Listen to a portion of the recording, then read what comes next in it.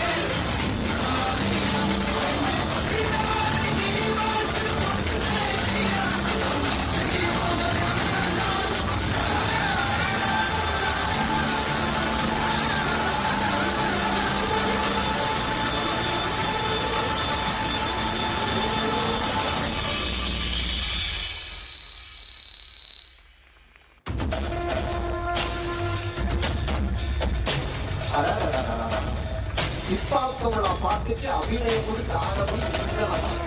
Very nice, சூப்பரா பண்ணாங்க. நல்லா கிளாப் பண்ணுங்க பாப்போம். Very nice, very nice. Sneha சும்மா சொல்லிட்டு எல்லாருமே அபிநய